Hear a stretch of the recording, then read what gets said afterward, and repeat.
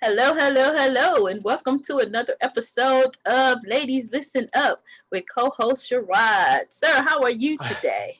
I'm good. How are you? I'm doing well, though I feel like I'm being set up with today's topic, but we gonna go with No, this one right here is all gravy. I it. mean, it's a Yeah, hot topic. It's a hot topic. absolutely it is. Before we get started, make sure you all like, share, and subscribe. Share this information with somebody else. All right, the ball is in your court, Cherrard. Should we have mandatory DNA testing? And I know a lot of women were like, no.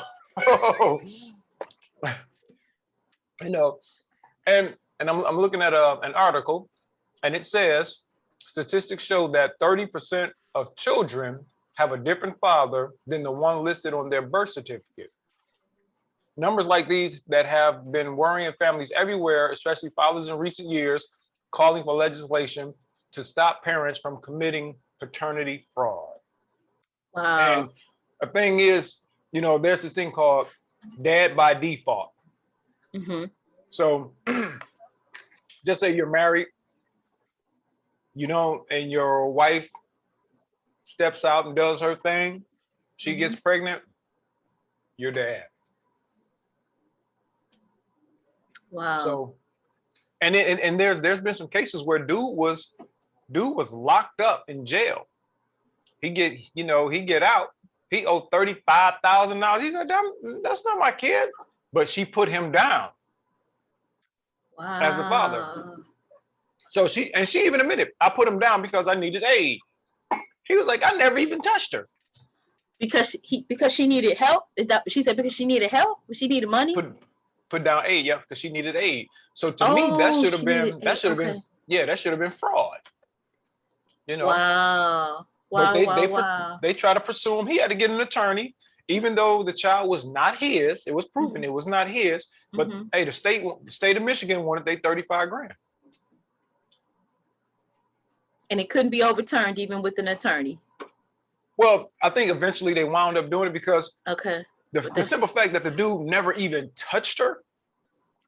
Right. Okay, wait. Go back. I just missed something.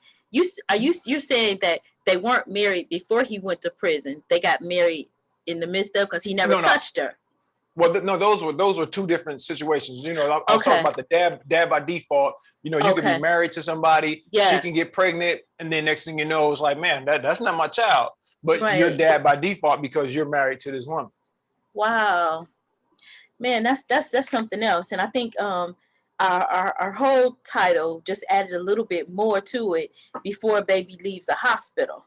So we're saying mandatory testing before the baby leaves the hospital. Yep. I think the first thing that just hit my mind is that it is such a sad day that we have come to this, where those statistics are so high, and where there's that type of distrust, and I guess folks will say, well, take the rose-colored blinders off because this is the real world. But it's just so sad that we can't have those type of trusting relationships. You know what I'm saying? Where we don't, where it's not, it's not even a conversation right now. This is a conversation. Like you said, they're even thinking about bringing it into law. Yep. So they're talking about legislation because it's been so prevalent, that a lot of women are getting over, it's like they can choose who the father is, and that's not cool. I mean, just imagine if a woman knew that there was going to be, those kind of women knew that there was going to be a test to oh, my audio synced off. Is my audio off? No, you're fine. Oh, okay.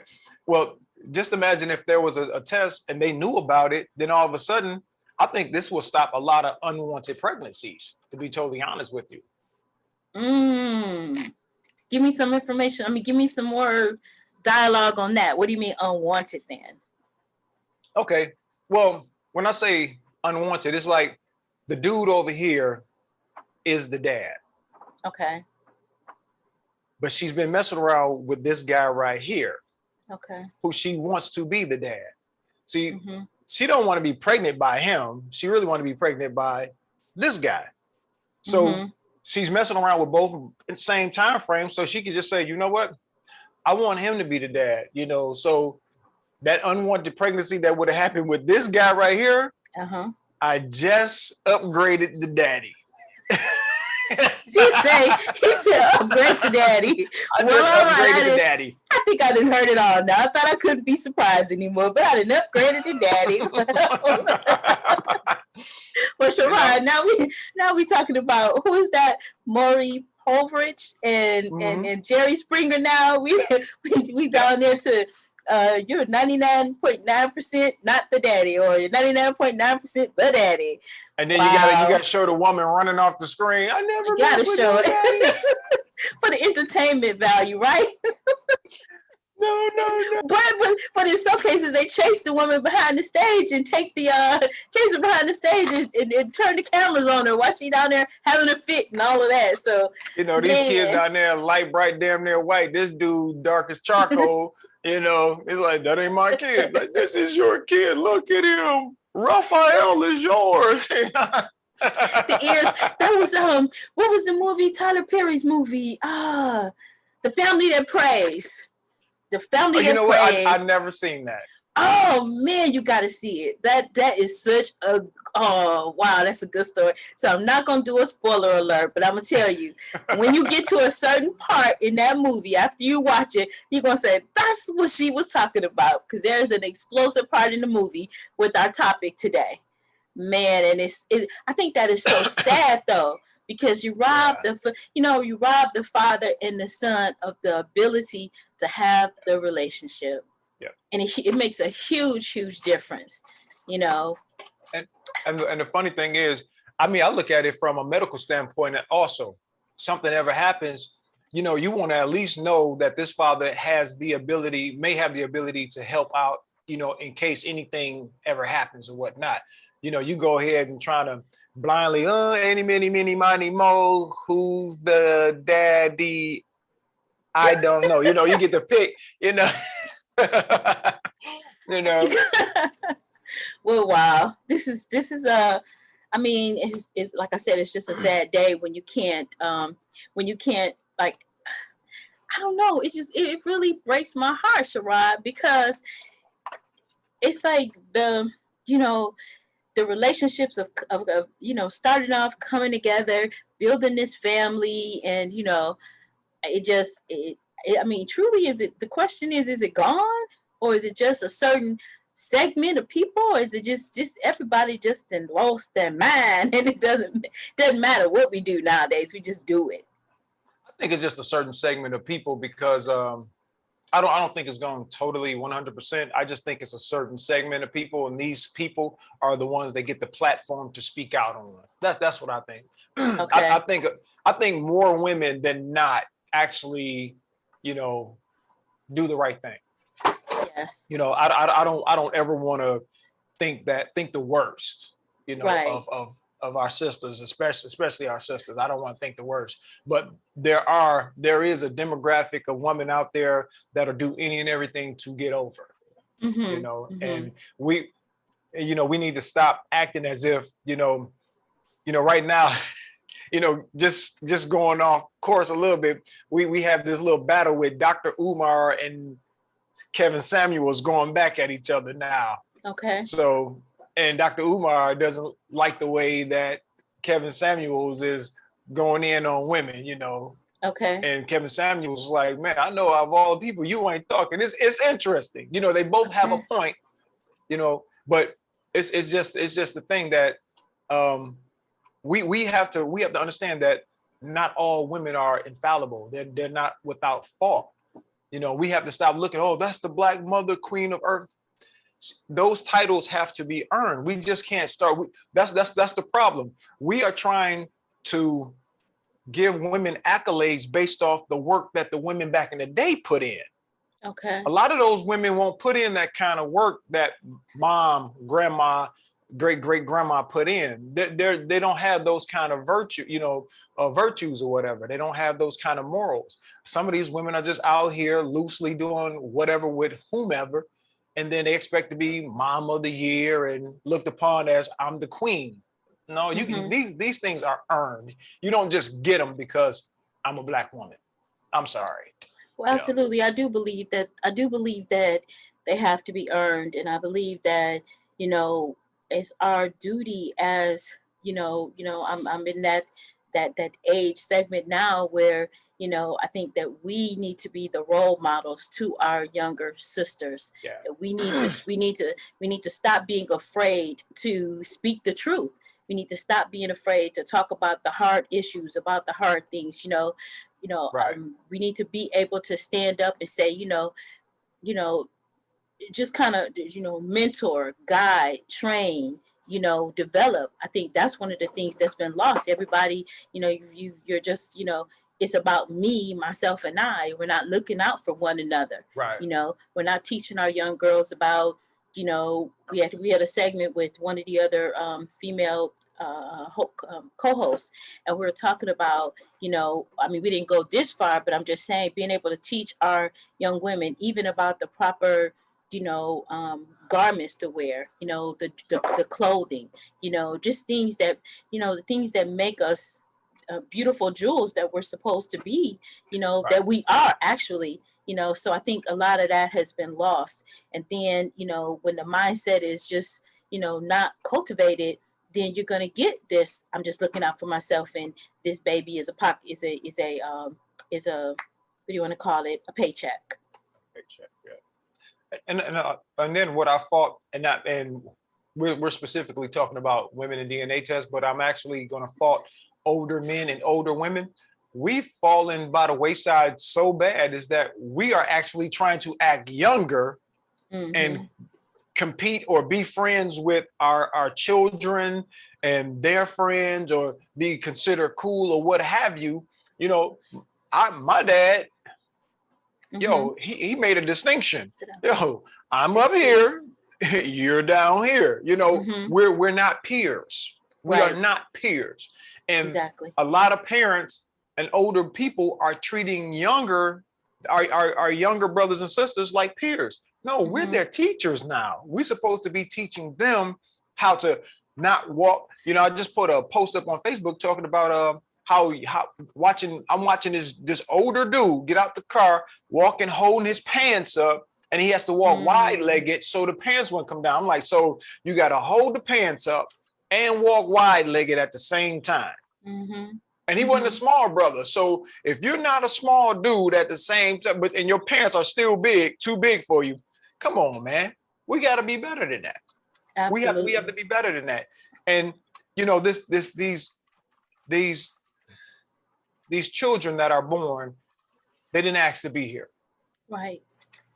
Every child deserves their biological mother and father if they can have them. Yes. We have to make, I tell women, you're responsible for getting pregnant with a child that you're complaining about. Brother, you're responsible for getting that woman, pregnant with the child that you're complaining about. If you're complaining about the other parent, then it's your fault. You should have done something to stop, the pregnancy. So if you're the brother that's complaining, hey, it's your fault. If you're the woman complaining, it's your fault. You should have done something to stop it if you didn't want a child with him or her. I can tell you, hey, I was irresponsible. I was hella irresponsible at that time when I was younger.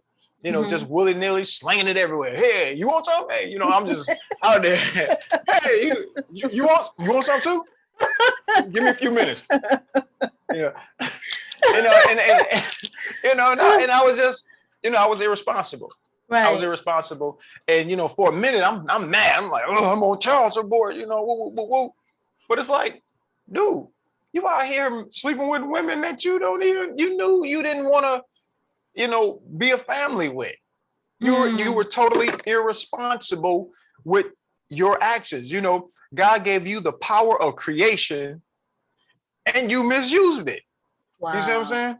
Yeah. And so, so that's what I'm saying. So we have to be held accountable for the things that we could have controlled. So if you're a woman complaining about that man or those men you have children with, you're the problem. If you're a man complaining about the women you have children with, you the problem because you should have done something to prevent a pregnancy, that unwanted pregnancy with that person you did not want. And that's a good point. In that capacity. That's a good point. That's a good point, because it's again, accountability and being responsible, and Right. and getting to know your partner or somebody that you're looking at to become intimate with, getting to know that person, getting to really, really have those hard conversations and know that person. And if that person, I mean, we leave clues as to who we are with our conversation. But oftentimes we don't stop to listen. We don't even think about we don't even give conversation, a second thought. All we're looking at is the physical, or are we've already, undressed, and we've already, in bed with somebody before we even know, sometimes before I even know their last name, I mean, a breakfast conversation is getting to know that person's last name. And I think that's where a lot of the issues come in at. It's like slowing down. What is the rush? Why is everybody racing around and racing? It's like everybody's racing what to put notches on your belt. What does that mean? I mean, younger, yeah. When we were younger, that's what it was. That's what it was all about. Excuse me. It was about, hey, can we? I bet you I can go knock her off. I bet you I can knock. And that's what it was about. It was about who could get the most girls, right? But then when you get older, now it shouldn't be about quantity, but it should be about quality, right? So I tell my son, it's quality over quantity.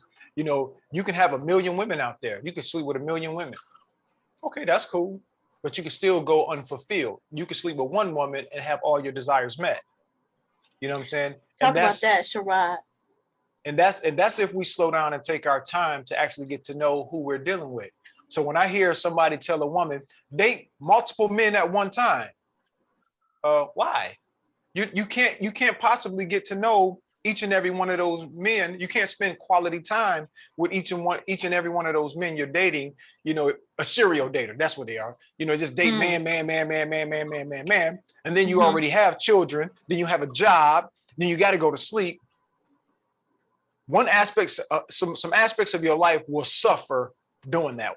And a lot of times it's the aspect that suffers is your ability to choose a mate. Because it's like, okay, a lot of times we base things on financial, finances. Of course, the thing that lures us mostly is the physical, what they look like, because in our mind, we got, the woman says, he's over 6 feet, check. He's over 200 pounds, check. Okay, he's nice. He looks like he can handle himself in the streets, check.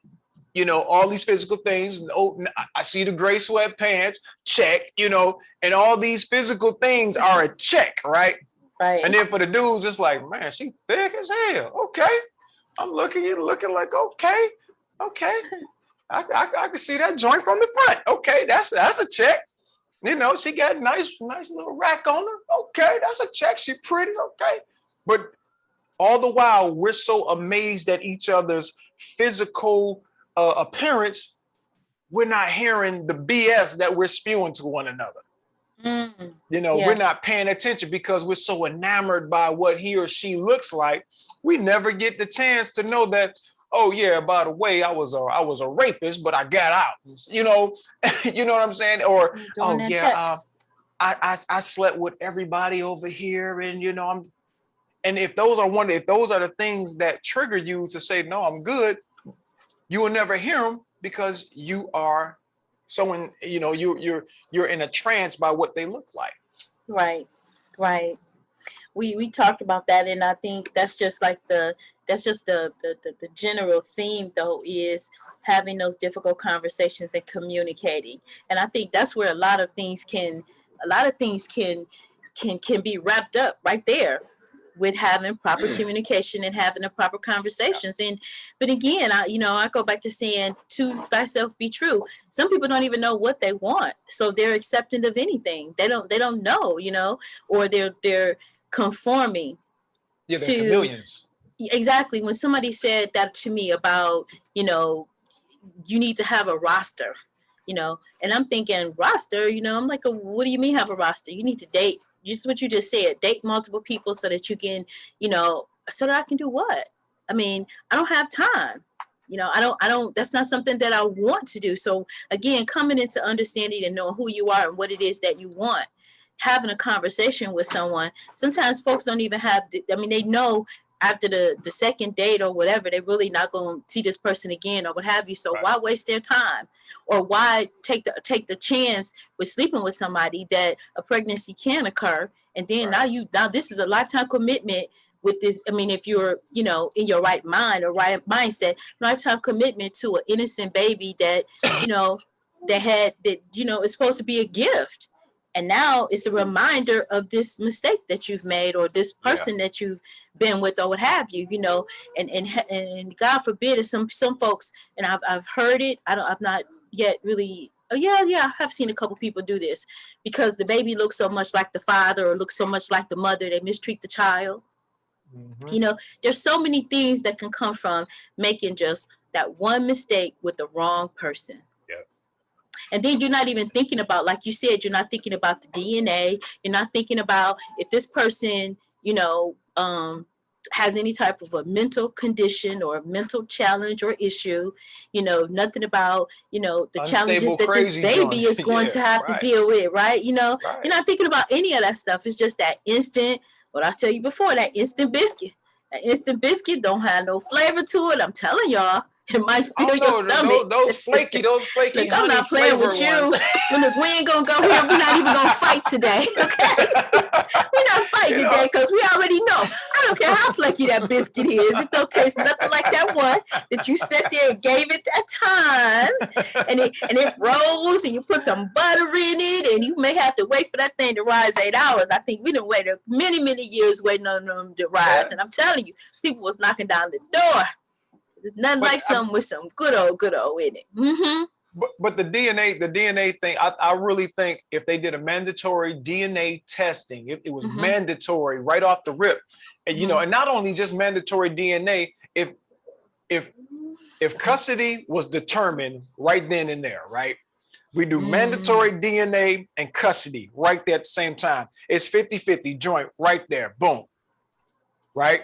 We're gonna determine that if this dude is the father. Then we're going to determine right here and then and there if both of you guys are able to take care of the child. And then, because, me and the fellas, we've talked about this. I say, I'm going to go out on a limb to say, if she has to take money from you, then obviously she's not able to take care of the child. So the child should go with whoever the breadwinner is. And if the man is able to take care of the child and get him or her or them back and forth to school properly, then it should go to him. And then let her be the weekend parent. If she's able to do everything financially and he can't do it, vice versa. Or, hey, if we got to go to court, make both of their butts pay because y'all should be grown enough to handle your own situation. So since y'all both want to come down to court because y'all can't parent together, we're going to hit y'all with, just say $500 a piece each every month, and that's going to go to a college fund for the kids. Get out of my court. Wow. Look at that. Point blank period. Just take the gavel and get out. Wow. Because you're not grown. Why you're not grown. I do agree with the point of, the parent that can provide, the parent that can, nurture and everything, or I do think that it should not just be determined because of your sex, because you're female or because you're male, that you're going to be the better parent. Because I've seen some men that nurtured, that loved their children, that took care of them, and I've seen some mothers that were absentee parents. So I can't say just because of your gender you're going to be the more responsible or better parent. This co-parenting I've seen is co-parenting even going on with me when I was divorced. Everything fell on me because he just didn't have the co-parenting skill. And I'm not even gonna say didn't have it. Didn't want to. Okay. Just now, totally didn't want to. This is I got 2 points. The first thing is we're in a day and time right now where we're fighting on not having things based on gender, right?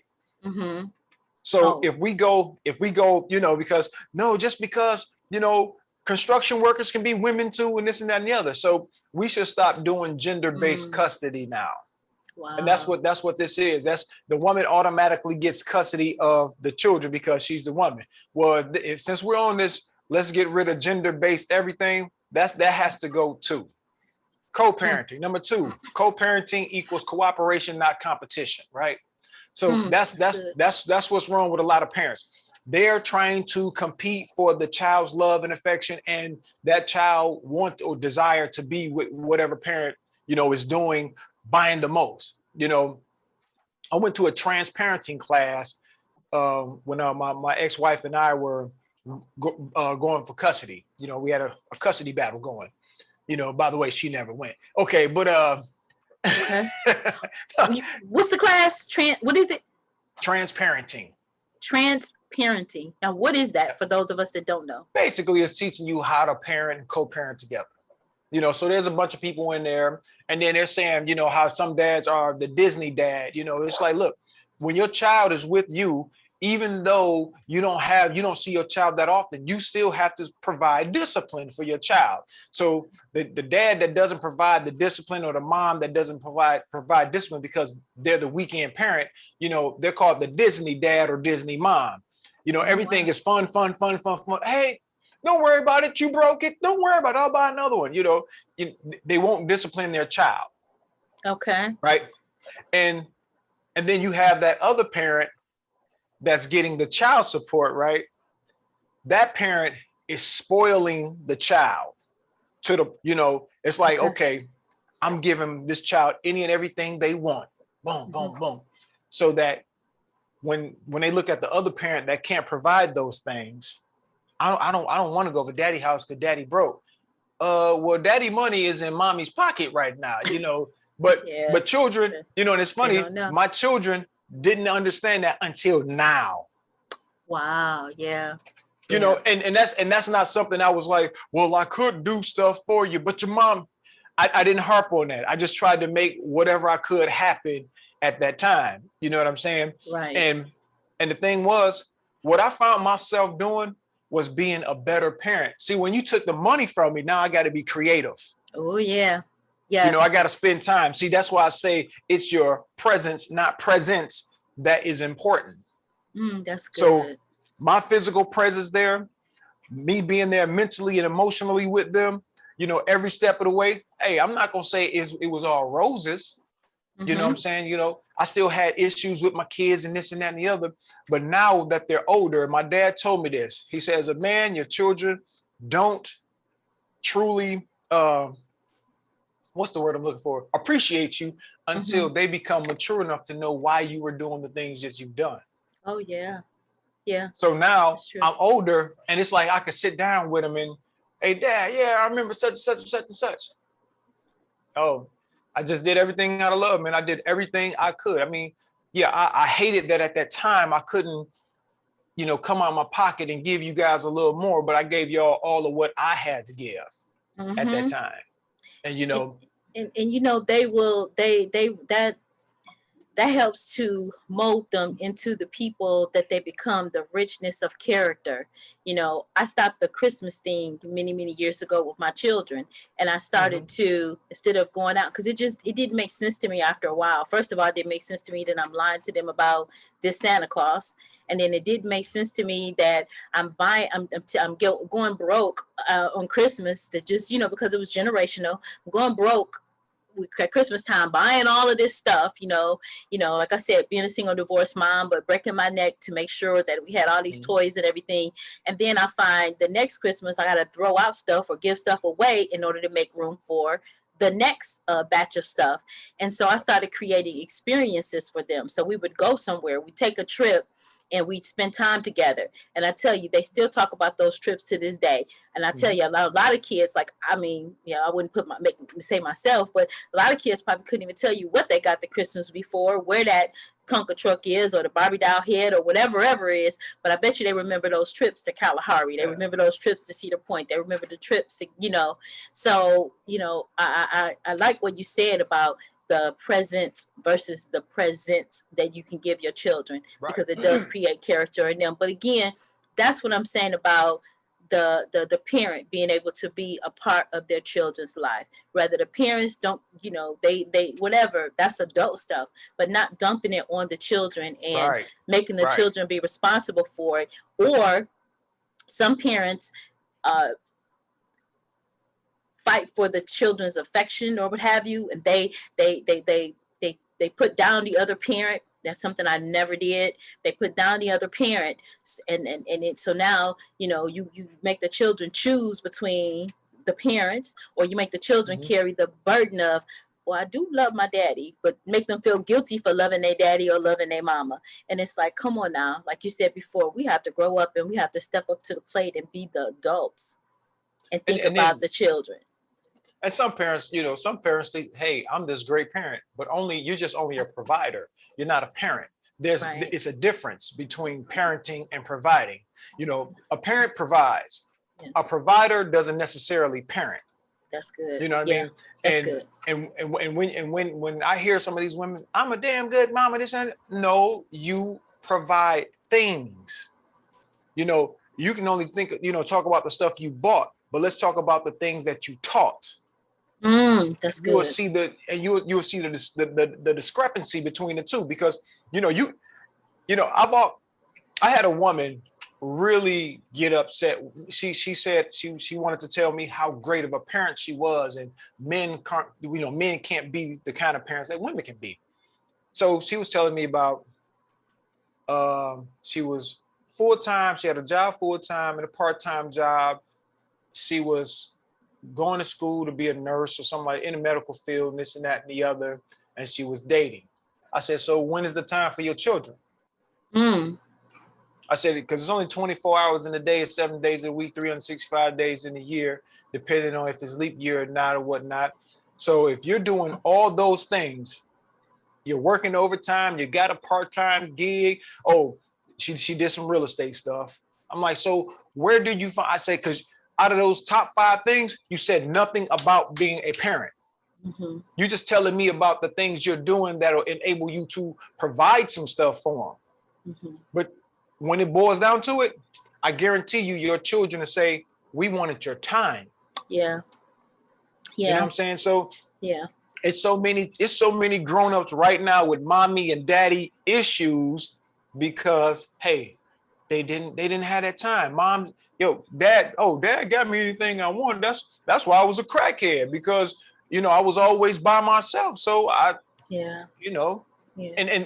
that's what we need to understand. And that's why I say the DNA thing is so important. It's so important because we need to know who the parents are. We need to know this. The children need to know. Even if you don't like him or her anymore, your children still like him or her.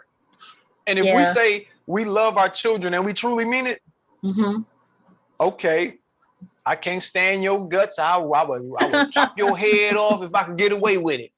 But right now, little Joey Jr., he want to see you.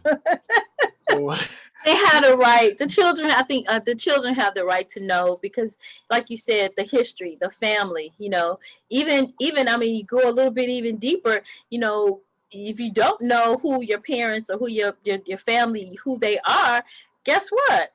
You might end up, in a marriage or something. Your children might end up in a marriage with one of them or whatever. I mean, So the children might end up in a marriage with somebody because they don't know, and they never knew that this was who the mama, daddy, or whatever it is. So I think that it's very, very important that children do know who their biological father is, or their, know their biological parents. And so I don't know, the only issue that I have with the mandatory testing or mandatory anything is that it's like that dictatorship of telling you what you have to do. And I know that's just my issue, but just you're telling me I have to do this.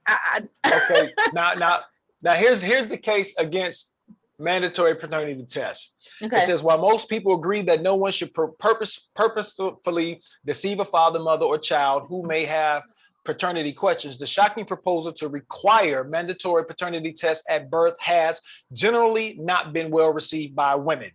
Some women argue that mandatory DNA tests unfairly punish mothers who believe a man is, in fact, the biological father and would legitimize harmful, suspicious attitudes of men during pregnancy. There's also the concern that DNA test results may not be accurate, or perhaps their child is one of the rare cases in one person is born with two sets of DNA, also known as chimerism, or I guess chimerism. Other cases have reported paternity discrepancies because of medical mistakes, such as mix-ups of semen during artificial insemination and vitro fertilization. That being said, many women say they would have no problem with mandatory DNA tests if their husband requested it and do not see it as an act of distrust. Now, here's my thing. Now, I'm gonna knock down that argument about the DNA test may not be accurate. That could be our argument then. Be like, well, I know that dude is mine. You know, that could be an inaccurate test. You know, my test came back 99.999. I'm like, yo, but it ain't 100 though. It ain't 100. that baby got your eyes, your head shape, but I mean, you know, this is after the fact, but she could have been messing with my brother. I don't know who she was messing. Okay, in this case, he don't have one. He don't have a brother now. Okay. My daddy now? Come on now. What are you talking about? Or what did he say? My cousin looked like me. I think my dad messed with my boy mama. That might be my brother. It can't be mine, Doc. It can't be mine. I mean, I don't know. Look at him. He got a black fingernail. I ain't got no black fingernail. Yeah, but everything else match your body shape, your head shape, your eyes, you look like you, walk like you, got your attitude. You heard Billie Jean before. You heard Billie Jean before, right? I don't know. They like the crying eyes. They look like mine, but no. See, I think with this topic it's up in the air because I mean I can see, but I can see from both sides of it. I mean I can see, but I'm like again, I guess I'm gonna be a wimp in this one. I just like, man, have we come to this? My heart is broken. Like we can't just look. I'm like this. Can't we all just get along? I guess you know what?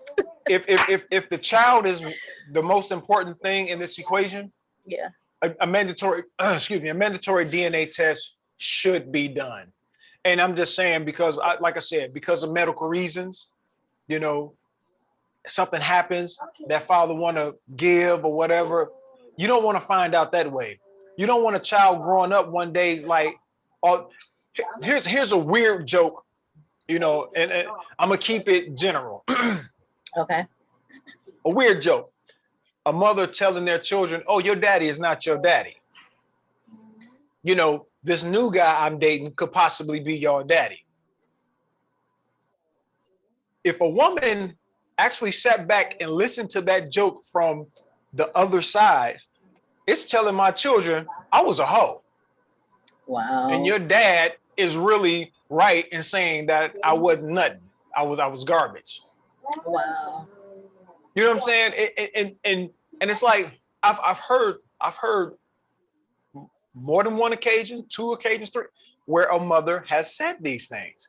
And I'm like, do you understand what you just said though? Do you understand now that your children are older, you know, they understand, you know, sex and the other. It's like, you just put yourself out there as a woman that was just loose.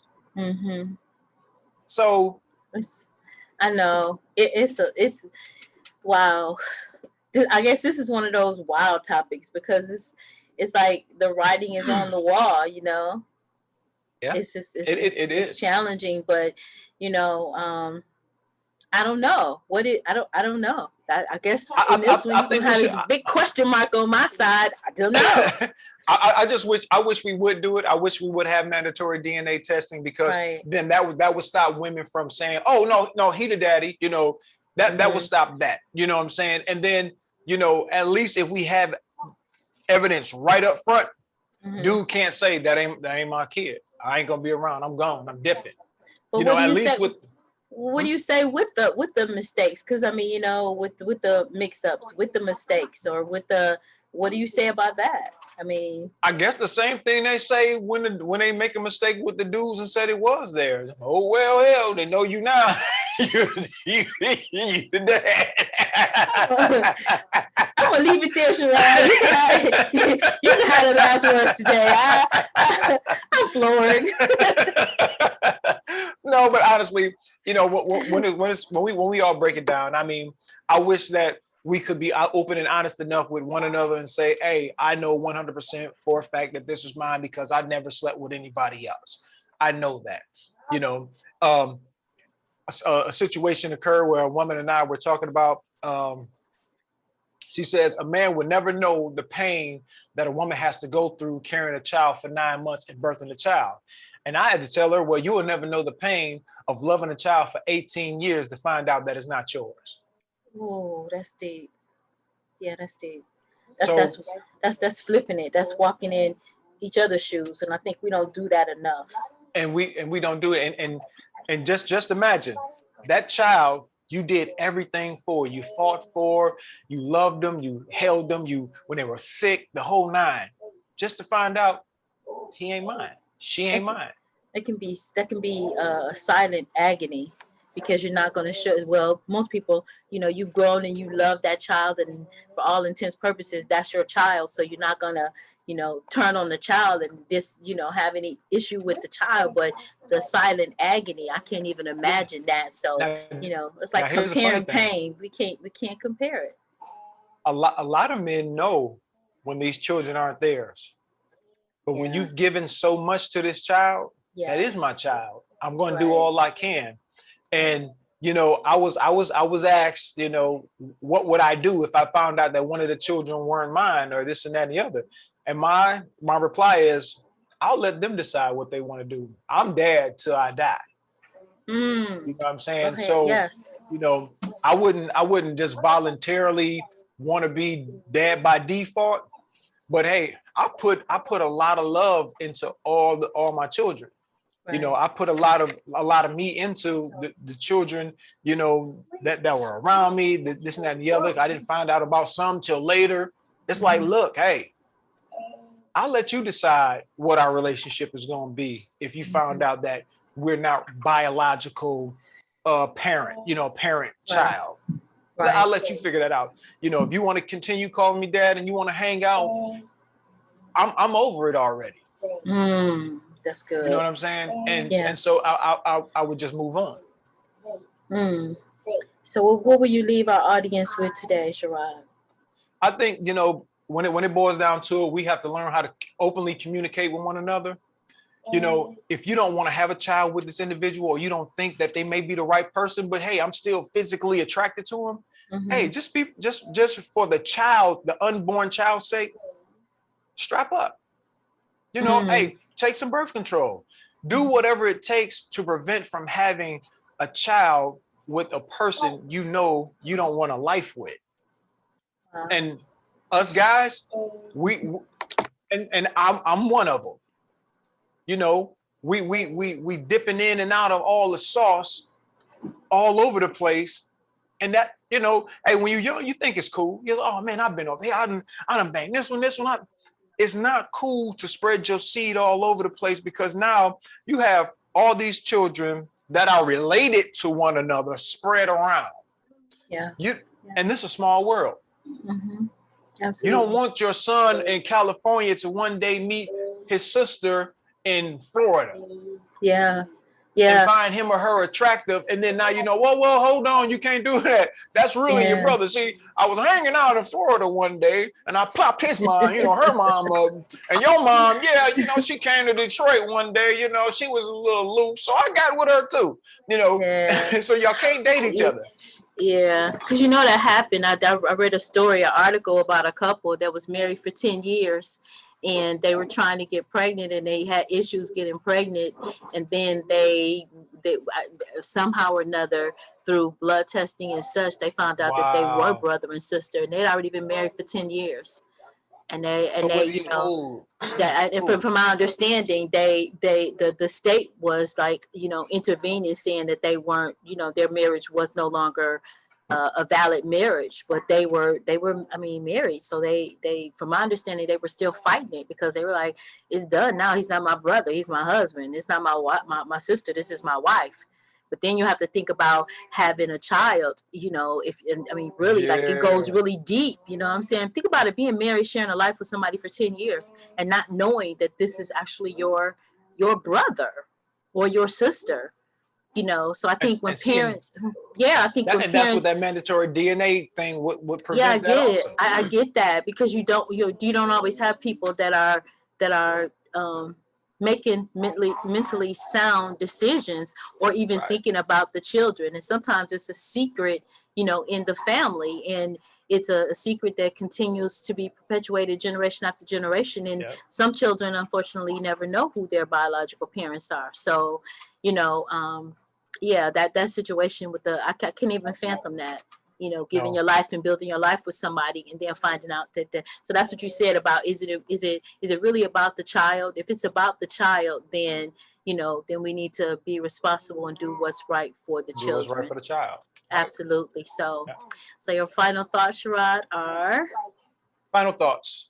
Like I said it earlier today, if you do have a child with someone that you no longer get along with, you all are to be co-parenting. Cooperation is the key. Know that it's not a competition, and we have to keep our child's best interest at heart. We have to understand that the desire to raise a child, being a productive adult, should outweigh our hatred or our dislike for one another. Absolutely, absolutely. And I think, with that being said, I'm going to let your words be the final words today, because you summed it all up.